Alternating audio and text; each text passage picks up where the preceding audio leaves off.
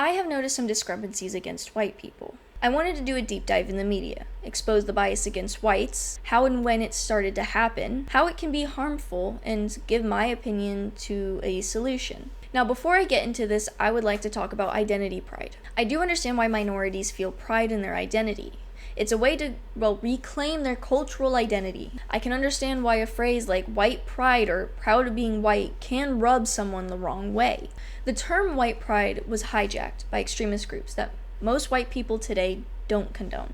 I do not think it's fair that a white person cannot feel pride in their family's history or cultural identity without the white supremacy label following behind it. It feels as if pride is only reserved for the gays or the people of color. When a white person even announces that they feel pride about their culture or their family's history, they get slapped with the white supremacy label without second thought. Just because some white people were extremists, it means all of them are to the mass media. And they all contribute to the maintenance of the system of white supremacy. If you're white, yes, you are racist. All white people are racist. Every single last one of them, all of them are racist. As a white person, you uphold a system of racism by literally just being white. I put this up because I really want any white person in the room to know up front that this is what we're dealing with, that it's not going to be this coddling of white tears. No, you're always going to be racist, actually. So even when you're on your path to trying to figure out how to be a better human being, because I believe that white people are born into not being human, that y'all are born into a life to not be human, and that's what y'all are taught to be human. So in this particular way, white people are all racist. So I just want y'all to know. There's no such thing as a white person who's innocent of racism. There's no such thing as a white person who's innocent of racism. There's no such thing as a white person who's innocent of racism.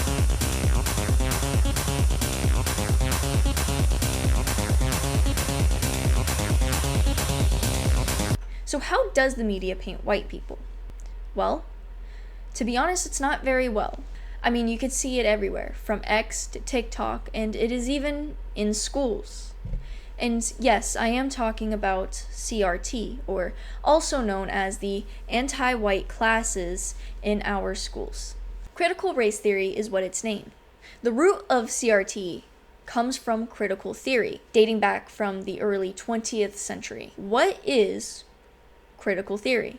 Critical theory is a social, historical, and political school of thought and a philosophical perspective which centers and analyzes challenges, systemic powers, and relations in society, arguing that knowledge, truth, and social structures are fundamentally shaped by power dynamics between dominant and oppressed groups. Beyond just understanding and critiquing these dynamics, it explicitly aims to transform society through praxis and collective action with an explicit social political purpose. People like Tucker Carlson will say that CRT is simply anti-white teachings. He argues that it teaches one to discriminate against one's color. Country, beginning early last June, school curricula have changed completely and become explicitly political and openly racist. And most parents have just sat there on their hands and watched it happen and watched their kids hurt by it. Curriculum that teaches their kids to hate their country and to judge their classmates based on how they look, on their skin color. In my opinion, it is anti-everyone, dumbing down Americans, specifically Black Americans, and teaching the white Americans that they are the oppressors and evil for simply being born white. CRT is not an honest dialogue. It is a tactic that was used by Hitler and the Ku Klux Klan on slavery very many years ago to dumb down my ancestors so we could not think for ourselves. CRT is racist. It is abusive. It discriminates against one's color. Let me educate you. An honest dialogue does not oppress. An honest dialogue does not implement hatred or injustice. It's to communicate without deceiving people. Today, we don't need your agreement. We want action and a backbone for what we asked for today, to ban CRT. It puts Black kids in a loop of victimhood, teaching them that the reason why everything is going wrong in life is because of the big bad white man. In 1851, Samuel Cartwright, I believe I'm saying his name right, sorry if I'm not, I suppose, taught people that the reason Black people would want to escape the plantations was not because they wanted human rights and did not want to be there, but because they were suffering from a mental disorder called drapetomania. Drapetomania was a mental disorder characterized an insane impulsion to wander. It only affected the black slaves. What a silly disorder, right? How can a race be tied to a mental illness? I am so happy we don't have that anymore. Right? Right? Well, have you heard of white rage? Because I haven't up until yesterday, thanks to Mark Milley. I think it's important, actually, for those of us in uniform to be open-minded and be widely read. And the United States Military Academy is a university, and it is important that we train and we understand. And I want to understand white rage, and I'm white, and I want to understand it. So what is it that caused thousands of people to assault this building and try to overturn the Constitution of the United States of America? What caused that? I want to find that out. I want to maintain an open mind here, and I do want to analyze it. It's important that we understand that because our soldiers, sailors, airmen, Marines, and Guardians, they come from the American people. So it is important that the leaders, now and in the future, do understand it. So white rage is apparently a disorder that only affects one with less melanin in their skin. To me, this sounds as silly as drapetomania. How can a mental illness all of a sudden affect one group of people? It simply doesn't make sense. But things like this get taught in our schools. It really is everything that Martin Luther King stood against. But you're all probably wondering, what does this have to do with the media? And well, that one's simple.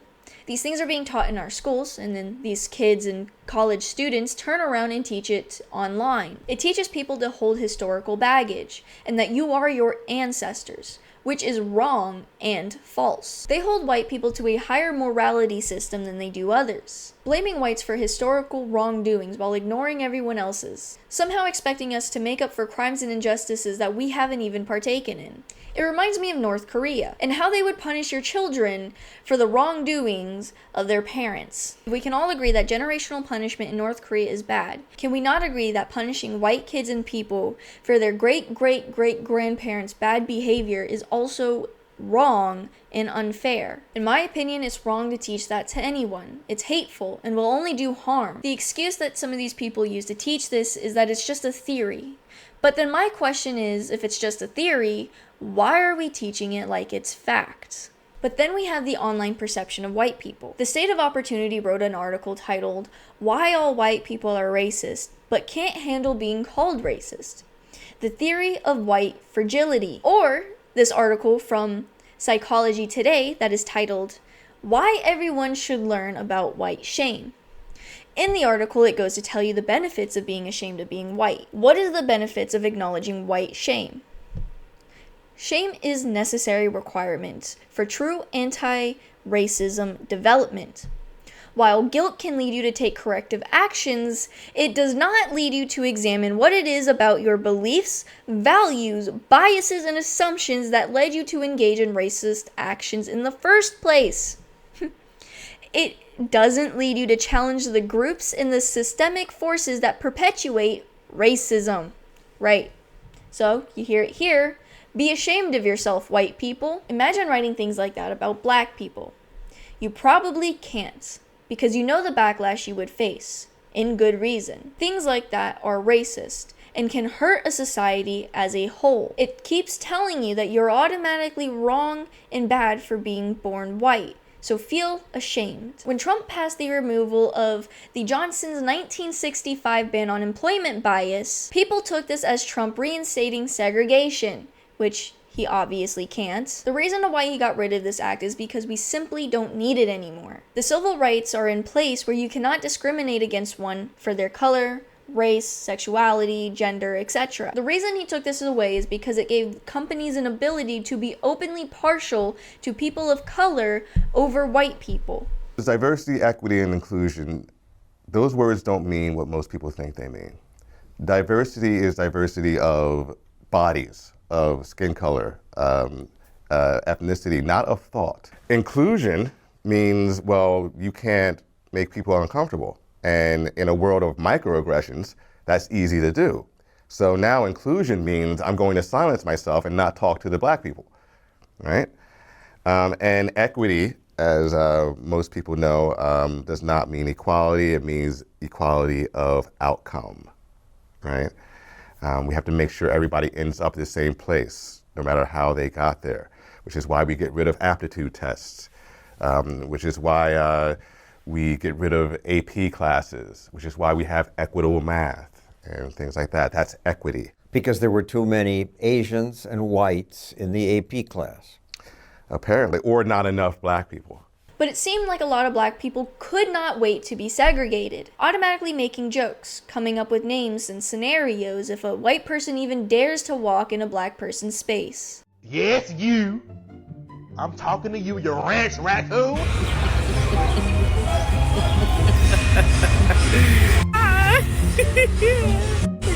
Go, flower riches. You know what? Fuck it. Segregate us. Segregate us. I'm tired of this shit.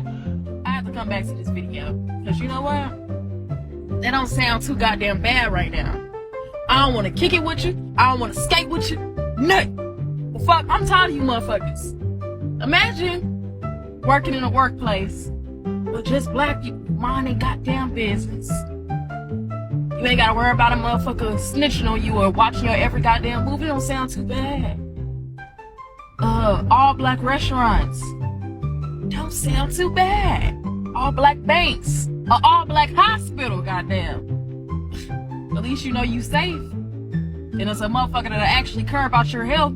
Acting just like the ancestors they so claim to despise and hate. I don't know how anyone can see this as okay. These are the same types of people that will say that the stereotypes are racist, then stereotype whites beyond anything that holds any relevant truths. It's gotten to the point where whites are viewed as murderers, school shooters, culture thieves, and, well, not human. White people are animals. And I'm not joking. Watch the video I reposted.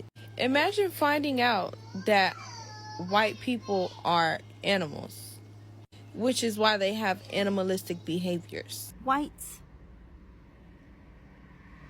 mean white aliens. I've seen terms going around the internet like white devil, tying whiteness to, well, a demonic symbol. Then people excuse this behavior, saying the white man must be the devil because who else would be able to colonize and enslave other races? Ignoring the fact that if not all cultures, most have had slaves and fought for territory.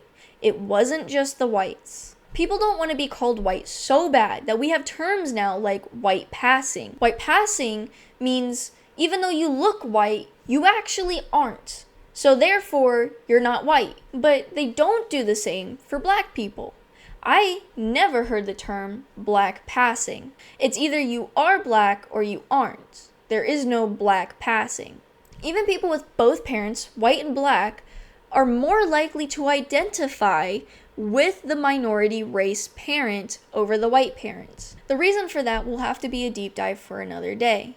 But moving on, let's talk about the media bias in criminal reports. I've noticed that crimes with white perpetrators are 3 to 4 times more likely to mention their race than for non-whites. And I'm not the only one that took notice. A Washington Free Beacon did a study with 1,000 articles and found that the white person's race is mentioned in the first 20% of the article on average, versus a black man's race that is mentioned on average after 60% of the article, if it is even mentioned at all. For example, New York Times did an article on a man named Frank James. Frank James was a black man that shot up a subway, killing 10 people. May they rest in peace. What they failed to mention is he is a racist who railed against white people and the Jews. The only time his race was mentioned when they announced his low-income black youth's program. Yes, so they made sure to introduce his black youth's program for low-income people and not mention the fact that this man was a railing racist against the Jews and white people. Our priorities are definitely in line, aren't they? A person with a brain can see how this can skew the perception of white crimes in comparison to black crimes. The study also shows that before Floyd's murder, articles were likely to mention a white person's race 13% of the time, and 7% for a black man. After his death, the articles jumped to a staggering 30%, and for black people it went down to 4%, highlighting white crimes as they downplay black crimes, creating the stereotype that all white people are murderers and school shooters. confirming everyone's beliefs that this specific group is evil. Wow. Now, that was a lot to go through. So what does this mean for white people? What do we do in this tricky situation? Well, for one, I can say that this does not mean anything good for white people. If this continues, who is to say what our future will hold? As of right now, people are celebrating the white extinction and have the consensus that we are all evil. Well, essentially, Gen Z will be the last generation with majority, white in the U.S. So even if they tried for the future, they're like, damn, that's it.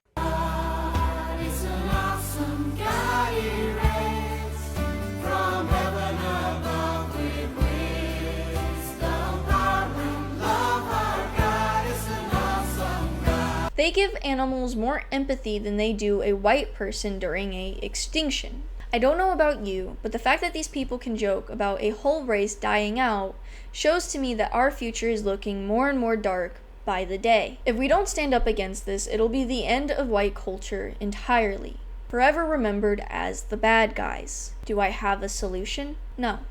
I'm only a 20-year-old girl. I don't know how to fix a problem like this, but what I do know is that even talking about it may help even a little bit.